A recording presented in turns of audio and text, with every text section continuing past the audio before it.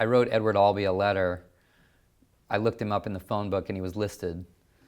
I'd read a one-act play of his that I really liked, and I noticed it had never been produced.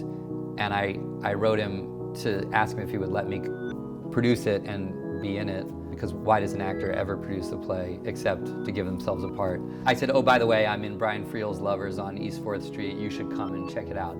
I get this letter back from him saying, I will come check out your play if I can. I can't let you do Finding the Sun because I've just signed on to do a full season with the Signature Theater, and we're intending to do that in an evening of one acts, but maybe you should come and audition for that part. And I thought, oh, that's really interesting. That's a good tip. Of course, he's not going to come to my play.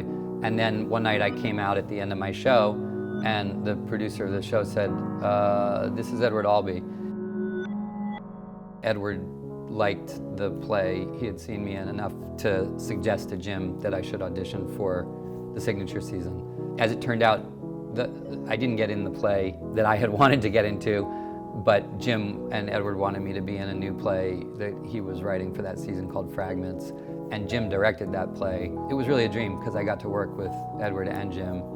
You know, I was 24. It was the first check I ever got for acting. I think like I got $183 or something for the run. It was one of those experiences you just don't forget, partly because it was my first experience at working with a great playwright. It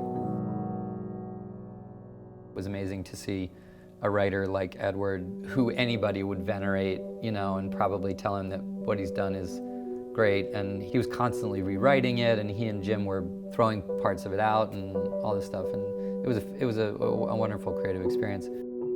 And then on the flip, he's so self-aware, because I remember the night we opened, Three Tall Women won the Pulitzer. I said something to him. I said, come on, admit it. You were a little surprised that they actually gave it to you. And he went, I'm always surprised when they don't give it to me.